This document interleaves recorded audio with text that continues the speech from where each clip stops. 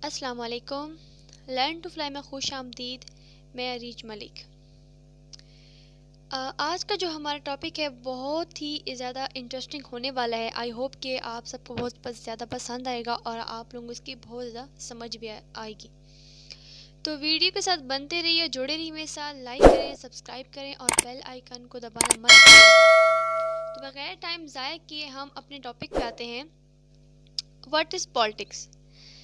ये आपने वर्ड जो है अपनी ज़िंदगी में बहुत ही ज़्यादा मर्तबा जो है वो सुना होगा।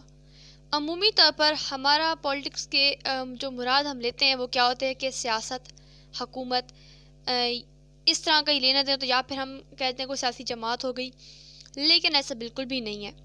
पॉलिटिक्स क्या है? दरअसल पॉलिटिक्स से it is a study of struggle for power, के ताकत के लिए जद्दोजहद करने का नाम जो है वो पॉलिटिक्स है, यानी सियासत है।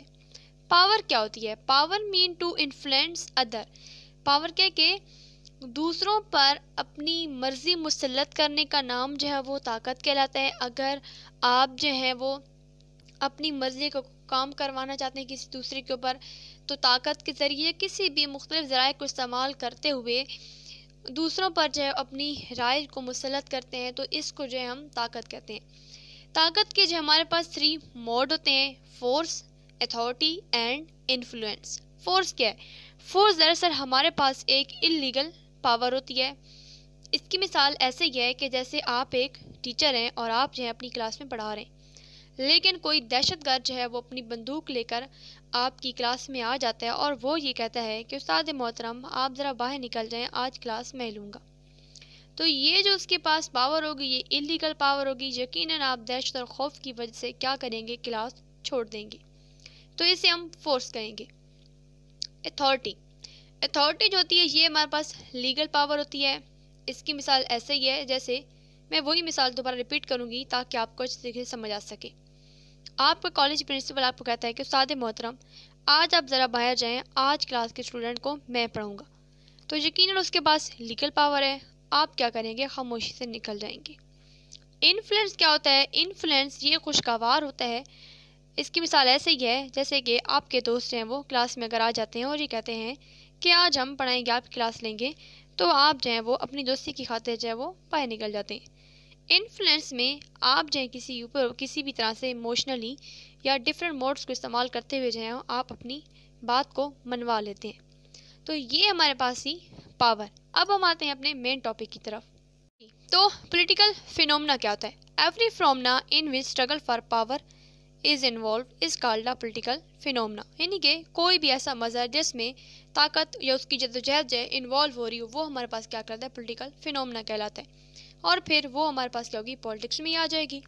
तो पॉलिटिकल फिनोमेना हमारी लाइफ में मुख्तलिफ तरह तरीके से हो रहे होते हैं। मिसाल के तौर पर अगर आपके घर में भिंडी बन रही है और आप अपनी अम्मा से ये कहते हैं कि हमें भिंडी नहीं बननी बल्कि हमें गोश्त बनाने, तो दरअसल क्या करें कि आप जो है वो अपनी मर्ज़ी यानी कि अपनी ताकत को यहाँ पर जो है वो इन्वॉल्व करने की कोशिश करें। तो यहाँ पर क्या हो रही है? स्ट्रगल फॉर पावर हो रही है। तो ये क्या होगा? पॉलिटिकल एक फिनोमेना होगा।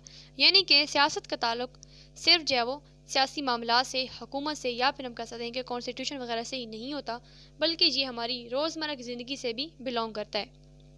नाउ अब हम देखते हैं कि स्टडिंग पॉलिटिक्स। तो पॉलिटिक्स में हम क्या पढ़ते हैं? मिसाल से मैंने आपको अच्छे तरीके से समझाने की कोशिश किया है, बहरहाल इसको मज़ीद देखने की कोशिश करते हैं कि studying politics involve change in government, law, political, social attitude and opinion. यानी कि सियासत का ताल्लुक जो है वो किससे होता है?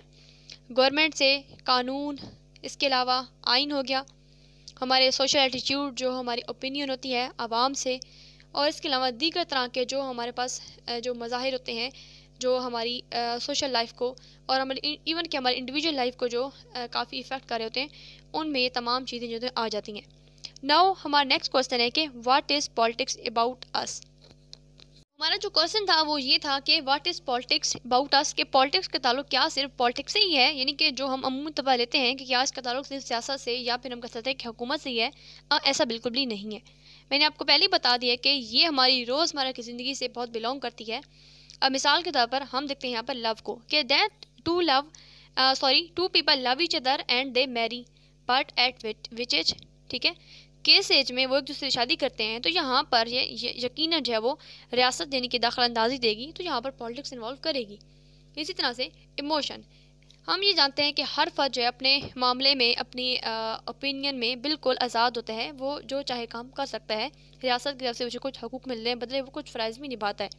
लेकिन अगर वो कोई ऐसा काम करता है जो कि रियासत के मुताबिक जो वो क्राइम शुमार किया जाता है, मिसाल के तौर पर जो है वो सिगरेट पीना जो है हर फर्द का अपनी ज़ाती पसंद होती है, लेकिन अगर कोई फर्द ऐसे कभी सिगरेट पीते जहाँ पर सिगरेट पीना मना है, तो ये क्या होगा, ये उसका एक क्राइम शुमार किया जाएगा, बदले में रियासत को सजा दे सकते हैं, यानी उसको जुर्माना भी लग सकता है। तो यहाँ पर जो है पॉलिटिक इन्वॉल्व करती है। नाउ लेट्स सी नेक्स्ट के पॉलिटिकल साइंस बिगिन।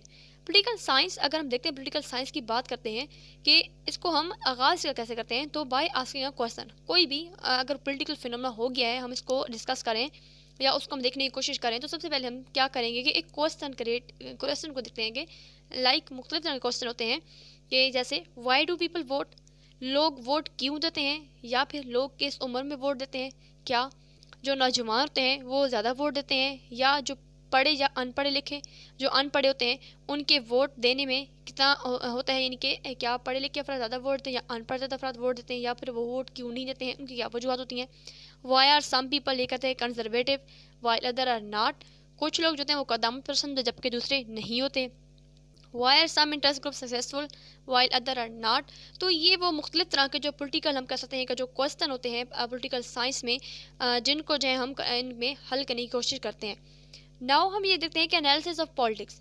अब हमारे पास जो है एक पॉलिटिकल फिनोमेना भी जैसे क्या आ गया है, हमने कोई क्वेश्चन भी क्रिएट करी है। अब हम ये देखते हैं कि एनालिसिस कैसे करते हैं, यानी कि पॉलिटिक्स को देखने के जो थे हमारे पास मुख्तलिफ प्रोस्पेक्टिव हैं। तो हम जो है वो हिस्ट्री वाइज, या फिर हम कहते हैं कि स्टार्ट में जैसे हम कहते हैं कि सबसे पहले का जैसे कि अफलातून के ज़माने में, या फिर एरिस्टोटल या सोक्रेटिस के बाद, उसके ज़माने में देखने के बाद, इसके बाद नेक्स्ट इसने किस तरह तरक्की की है, इसको वन बाय वन हम देखने की कोशिश करते हैं। जी, फर्स्ट है ट्रेडिशनलिज्म। तो इन अर्ली ईयर हम बात करते हैं पॉलिटिकल साइंस जनरली ये कहते हैं कि involve analysis of formal legal official side of the political life, यानी कि सबसे पहले ये वही दौर जो हमारे पास तकरीबन बिफोर हम कहते हैं क्रिश्चियनिटी का दौर है, अफलातून का या फिर अरिस्टोटल का, सोक्रेटिस की बात करते हैं यूनान में, जैसे कम वहाँ पर जो है जो कानून को या फिर हम कहते रियासत को डिस्कस किया जाता था, इस तरह की चीज़ों को। यानी कि ट्रेडिशनली हम ट्रेडिशनल इंस्टीट्यूशन को देखते हैं, यहाँ पर लॉ, गवर्नमेंटल ऑफिस की बात करते हैं, या फिर कॉन्स्टिट्यूशन हो गया, अदर जो हमारे पास ऑफिशियल या हम कहते हैं जो फॉर्मल इंस्टीट्यूशन थे उनको देखते थे। तो ट्रेडिशनलिज्म जो थी, इसमें हिस्ट्री को भी हम लोग देखते थे, इसको हिस्ट्री में इसका मुताला किया जाए। इसके अलावा अगर प्रैक्टिस को देखने की कोशिश करते हैं कि वन लाइन में इसको ट्रेडिशनलिज्म करने की कोशिश करेंगे, तो ये कि what was going inside the country. तो उस टाइम पे पॉलिटिक्स को ये समझा था कि जो एक मुल्क के अंदर क्या कुछ हो रहा है, मुल्क के अंदर किस तरह चल रही है, किस तरह के मामलात हो रहे हैं, उन तमाम चीज़ों को सिर्फ सियासत के ज़ुमरे में लाया जाता था। लेकिन इसके बाद जो है वो टाइम बदला, वक्त के साथ साथ ज़माने ने तरक्की की, नित नई हम तब्दीली आना शुरू हो गई, तो पॉलिटिक्स में भी जो है वो काफ़ी ज़्यादा जो है वो तब्दीली आना शुरू हो गई थी। तो हमारे पास एक न्यू हम कह सकते हैं कि एक मकतब फ़िक्र आया जो कि बिहेवियरलिस्ट कहलाए थे, और ये जो हम पढ़ने जा रहे हैं नेक्स्ट है वो हमारे पास है बिहेवियरलिज्म है। तो जो बिहेवियरलिज्म है ये ट्रेडिशनलिज्म के जो अल्टरनेटिव के तौर पर भी इस्तेमाल किया जाता है। दरअसल हमने अभी पढ़ा है कि ट्रेडिशनलिज्म क्या आता है, कि ट्रेडिशनलिज्म में हम जस्ट पढ़ते थे फॉर्मल इंस्टीट्यूशन को, लॉ हो गया, स्टेट, इन चीज़ों को देखते थे। लेकिन एक ऐसा मकतब फ़िक्र भी है बिलखसूस वर्ल्ड वार 2 के बाद 1920s में, अगर हम देखते हैं कि ये वो लोग थे जिनका ये कहना था कि सिर्फ पॉलिटिक्स में हम जो है वो रियासत को या फिर हम कह सकते हैं कि कानून को, कॉन्स्टिट्यूशन को, या फिर ऑफिशियल जो इंस्टीट्यूशन होते हैं उनका ही सिर्फ मुताला नहीं करते, बल्कि ये इंसानों या जो इंडिविजुअल होते हैं, जो ग्रुप्स होते हैं, इनका भी जो है उसमें मुताला किया जाता है। ये चीज़ें भी जो है पॉलिटिक्स के ज़ुमरे में लाई जाती हैं। तो इस सिलसिले में सबसे ज़्यादा काम जो किया था स्टार्ट में, देते हैं चार्ल्स मैरियम ने बहुत ज़्यादा काम किया था, ठीक है। और उसका ये कहना था कि पॉलिटिक्स जो है वो जस्ट ऑफिशियली जो इंस्टीट्यूशन होते हैं उनसे बिलोंग नहीं करती है, बल्कि जो इंडिविजुअल होते हैं, जो ग्रुप होते हैं, उनको भी इसमें जो है वो देखा जाता है। इसकी मिसाल ऐसी जैसे कि how much time is devoted a party member to his party, कि एक जो बंदा है जो जिसका ताल्लुक किसी भी सियासी जमात से, मिसाल के तौर पर चाहे वो PTI का बंदा है या फिर हम कह सकते हैं कि मुस्लिम लीग नून का या काफ का है, तो उसका जो मेंबर होगा वो कब तक जो है वो अपनी पार्टी के साथ कमिटेड रहेगा, तो ये उसका बिहेवियर है। तो ये चीज़ भी जो है वो पॉलिटिक्स के ज़ुमरे में लाई जाएगी और इसको भी हम जो है वो इसमें पढ़ने की जो है वो कोशिश करेंगे, या इसको भी पॉलिटिक्स में ही शुमार जो है वो किया जाएगा। लोग किसी पार्टी को वोट क्यों देते हैं या फिर कोई लोग जो है किसी पार्टी को क्यों चुनते हैं, ये चीज़ें भी जो है वो बिहेवियरलिज्म के ज़ुमरे में जो है वो लाई जाती हैं। सॉरी आप लोगों को सही नज़र नहीं आ रहा होगा, अब आ रहा होगा, ठीक है। दूसरा इसकी जो अहम खसूसियत होती है बिहेवियरलिज्म की, उसमें जो है वो इसमें क्या देखा जाता है कि वैल्यू फ्री जो होती है वो रिसर्च होती है, यानी कि इसमें जो भी हम देखते होते हैं हमारे को अपने जो बायस होते हैं या फिर हमारे पास जो अपने इंटरेस्ट वगैरह होते हैं उनको हम नहीं देखते। यानी कि आप जो है वो को मौलवी हैं, पादरी हैं या आप एथियस्ट हैं, आपका इससे कोई लेना देना नहीं होगा। आपकी जो भी रिसर्च होगी वो बिल्कुल जो है वो वैल्यू फ्री होगी। नेक्स्ट, पोस्ट बिहेवियरलिज्म से आने से पहले जो है हम थोड़ा सा देखेंगे इसके इंटेलेक्चुअल फाउंडेशन ऑफ बिहेवियरलिज्म। ये काफ़ी इंपॉर्टेंट है, इनको हम करने की कोशिश करेंगे ताकि हमें मज़ीद अच्छे तरीके से जो है वो बिहेवियरलिज्म की समझ आ सके। तकरीबन ये 8 हैं, 1 बाय 1 हम इनको करने की कोशिश करते हैं। सबसे पहले रेगुलरिटीज़, आपने जो रिसर्च की है उसमें क्या उसके जो रिज़ल्ट हैं उनमें कंसिस्टेंसी होनी चाहिए, वो बिल्कुल बेतरतीबी ज़रा भर भी नहीं होनी। फिर वेरिफिकेशन, आर्गूमेंट फ़िलोसॉफिकल नहीं होने चाहिए, यानी कि हम जो फलसियाना या किताबी बातें करते हैं वो ना हो, बल्कि इनको टेस्टिफाई, इनको जो है वो वेरीफाई किया जा सके, तब भी वो दुरुस्त शुमार की जाएगी। फिर हम इसमें कुछ टेक्निक्स को अप्लाई करते हैं। टेक्निक्स में हमारे पास क्या जाती है कि कुछ सब सर्वे इसके जो मुख्तलिफ मेथड यूज़ करते हैं या फिर हम इंटरव्यू वगैरह ले लेते हैं, ये तमाम चीज़ होती हैं वो इसमें टेक्निक्स में आ जाती हैं। इसके अलावा क्वालिफिकेशन में हम रिज़ल्ट देते हैं। रिज़ल्ट ये नहीं, यानी कि मिसाल तो हम देते हैं कि PTI को जो है वो हम देखते हैं कि मर्दों के मुकाबले में औरतों ने ज़्यादा वोट डाला, लेकिन कितने % ने, तो ये चीज़ जो होगी वो हमारे पास क्वालिफिकेशन कहलाएगी। फिर वैल्यू फ्री रिसर्च होनी चाहिए। अभी मैंने इसके मतलब पहले भी बात की थी, जैसे कि हम ये देखते हैं कि कोई भी अगर चाहे वो कोई पादरी है, एथिस्ट है, मुसलमान है, हिंदू है, सिख जो भी है, अगर वो H और O2 को आपस में लाएगा तो पानी ही बनेगा।